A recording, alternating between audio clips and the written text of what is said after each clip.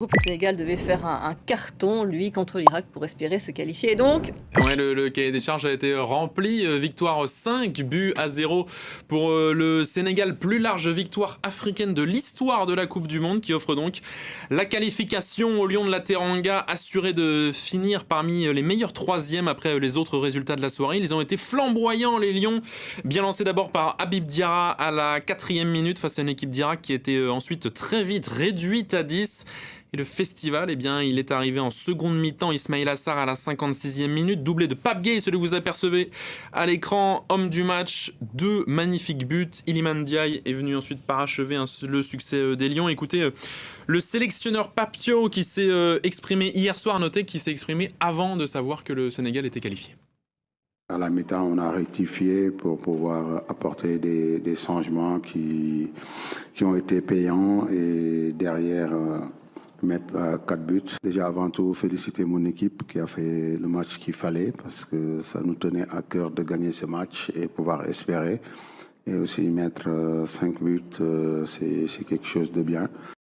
Hervé, ils l'ont fait, les Sénégalais. Quelle revanche par rapport au début de la compétition. Difficile, parfois un peu cruel aussi pour les Sénégalais. Oui, c'est la magie du foot, parce que je pense qu'ils sont partis de 0 à 0 et là, ils sont en train de remonter de 0 à 0. Et il a su faire les changements qu'il fallait. Il a apporté de la jeunesse, il a apporté de la fraîcheur et même en cours de match, dans son coaching a été positif puisque le rapport de Gueye a été important.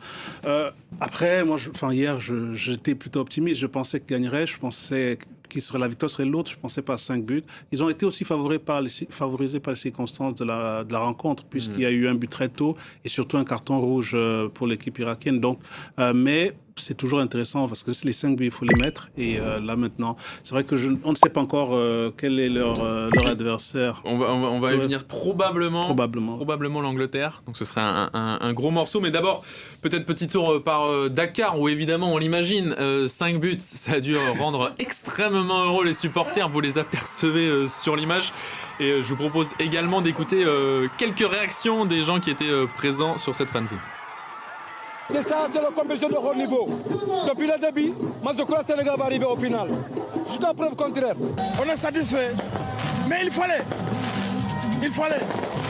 Parce qu'une équipe comme le Sénégal, qui est championne d'Afrique, avec les 2 étoiles, on ne peut pas quitter la Coupe du Monde comme ça.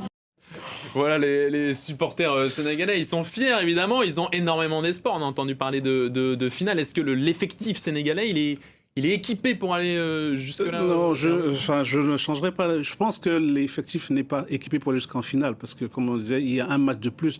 Mais c'est sûr que sortir au premier tour, ça aurait été une très très grosse déception pour l'effectif qu'ils ont, qui devrait leur permettre de jouer. Enfin, c'est le deuxième chapeau des joueurs, donc peut-être un 8e ou un quart de finale.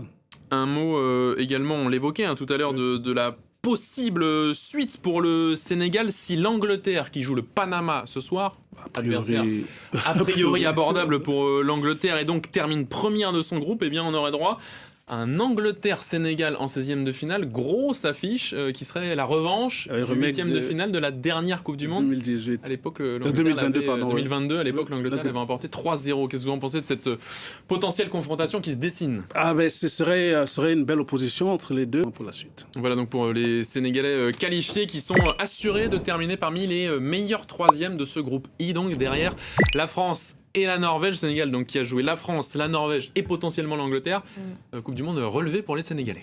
On en vient au groupe H où une autre nation africaine a fait l'histoire. Oui, le Cap-Vert, archipel d'environ 500 000 habitants. Première participation à la Coupe du Monde et première qualification pour la phase éliminatoire. Et ça valait bien. Vous allez le voir, un petit pas de danse pour les joueurs qui sont arrivés en zone mixte. Lunettes de soleil, chapeau, enceinte au bras. Et ça a dansé pour les joueurs du Cap-Vert. Évidemment, ils ont réussi à accrocher l'Arabie Saoudite. Les requins bleus, synonyme donc de 2e place, puisque dans le même temps, l'Uruguay a perdu face à l'Espagne 1-0, ce qui veut dire qu'au classement, le Cap-Vert finit 2e avec 3 points seulement. C'est assez rare pour le noter. 3 matchs nuls, il termine invaincu, les Cap-Verdiens. Hervé, le Cap-Vert qui retrouvera l'Argentine de Lionel Messi. Formidable fête pour les Capverdiens à venir qui réalisent eux un très beau tournoi aussi. Oui, formidable fête, surtout qu'ils n'étaient pas attendus là. Ils n'étaient pas attendus. Et au mieux, si on pensait qu'ils pouvaient faire un résultat, ce serait éventuellement une meilleure troisième, place de meilleure troisième. Donc là, ils se retrouvent deuxième, ce qui est déjà une grosse performance, invaincus. Et puis, effectivement, ils auront eu l'Espagne, l'Uruguay, et ce sera le troisième pays qui a gagné une Coupe du Monde. Donc en fait, finalement, pour eux, c'est que du bonheur. Ouais, le Cap-Vert qui termine deuxième parce que le Cap-Vert bénéficie de la chute de l'Uruguay qui est la grosse déception de ce groupe. L'Uruguay de Marcelo Bielsa, le sélectionneur légendaire sud-américain. 2 points seulement. On a vu que dans la presse, il y avait une fronde contre lui. Il n'a pas réussi à gérer son groupe. C'est gros flop pour l'Uruguay. Gros flop l'Uruguay, gros flop pour Marcelo Bielsa, puisqu'il a dit lui-même en conférence de presse qu'il n'a rien laissé en 3 ans à l'Uruguay. C'était un pari. Je crois que c'est peut-être certainement le dernier de sa carrière, sa longue carrière. Mais j'ai le sentiment que la Coupe du Monde, c'est pas son événement, puisque avec l'Argentine 2002, où ils étaient annoncés champions, enfin potentiels champions, ils sont terminés au premier tour. Peut-être que son style de management correspond moins à une équipe nationale qu'à un club où on voit les joueurs tous les jours. Et des affaires assez similaires d'ailleurs entre 2002 et cette Coupe du Monde, puisque cette Coupe du Monde, le groupe lui a reproché notamment, on a appris dans la presse, de ne pas avoir sélectionné Luis Suarez, l'attaquant star, certes un peu vieillissant. En 2002, c'était Hernan Crespo qu'il n'avait pas sélectionné. Donc Marcelo Bielsa, peut-être que la recette ne fonctionne plus. Un mot peut-être de l'Espagne aussi, qui a gagné 1-0, mais sans être vraiment brillante. L'Espagne, ça ronronne un peu. Une petite Espagne, mais il faut faire attention parce que l'Espagne, championne du monde 2010, n'avait pas marqué beaucoup de buts. Ils ont marqué 8 buts en 7 matchs. Il y avait un peu plus de talent dans le jeu, quand même. Oui, c'est sûr que ils n'ont pas encore trouvé totalement la formule, mais c'était aussi des nations qui n'ont pas tellement l'habitude d'affronter. Et là, une deuxième compétition commence avec les matchs à élimination directe. On assiste à un mondial historique pour le continent. Oui, parce qu'on pourrait avoir 9 équipes africaines sur 10 qualifiées pour la phase finale, pour les 16e de finale. Seul, vous allez le voir, la Tunisie est assurée d'être éliminée. Maroc, Sénégal, Égypte, les 3 demi-finalistes de la dernière CAN 2025 sont là. La Côte d'Ivoire, vainqueur de l'édition précédente, est là. Et puis Cap-Vert, Ghana, Afrique du Sud, peut-être, vous le voyez, Algérie et la République démocratique du Congo qui jouent toutes les deux ce soir. Est-ce que, Hervé, c'est l'illustration, ce tableau, de la progression sur la scène mondiale du foot africain ? En tout cas, c'est un moment où l'Afrique peut interroger la FIFA pour savoir quel est le nombre de participants qu'elle pourra avoir pour les prochaines éditions. Parce que là, grosso modo, on passe du format de 48 à 32. Le 32, c'était le format précédent. Et dans le format précédent à 32, l'Afrique était représentée par 5 sélections. Là, ça signifie qu'au minimum, il y en aura 7. Et puis éventuellement 9. Donc, ça signifie qu'elle surperforme déjà quasiment au minimum de 50% par rapport à ce qu'était la représentation avant. Donc, ça signifie qu'il faudra voir dans l'ensemble, sur le premier tour, quelles sont les confédérations qui ont moins brillé. Je pense que l'Europe a un potentiel moindre qu'il y a quelques années. Et l'Afrique a fait de gros progrès dans la détection des joueurs, même si l'essentiel sont des joueurs binationaux. Aujourd'hui aussi, ce qui me plaît aussi, c'est d'avoir des sélectionneurs qui sont des sélectionneurs locaux. Et par exemple, un sélectionneur comme le sélectionneur capverdien dont on ne parle pas beaucoup, Boubista, qui a formé une équipe susceptible de rivaliser avec l'Espagne et l'Uruguay, avec des entraîneurs qui sont réputés pour leurs compétences tactiques. Et ça aurait été un entraîneur avec un pédigré, tout le monde en parlerait, tout le monde montrerait ce qu'il a été fait avec des joueurs non-name, puisqu'il faut le dire qu'ils jouent surtout dans des deuxièmes divisions en Portugal, Espagne.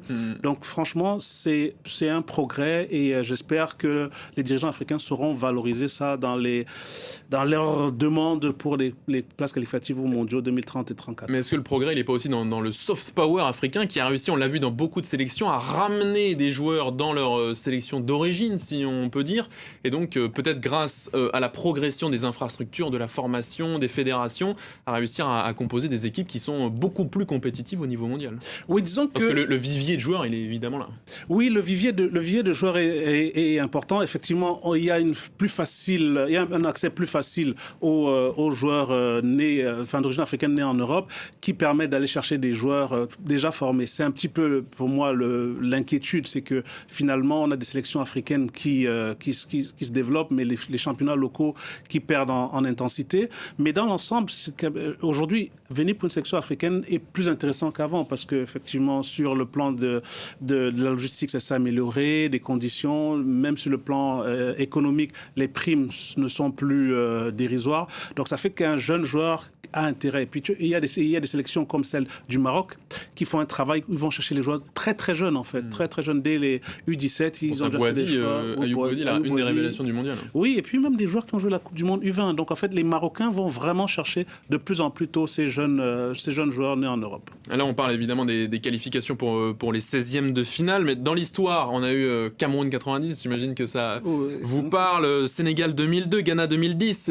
quart de finale, et puis le Maroc, demi-finale à la dernière édition. Est-ce que on peut voir un vainqueur africain cette année? Non, j'espère me tromper, mais je pense que non, parce que au-delà de la qualité des effectifs, il faut en avoir en quantité.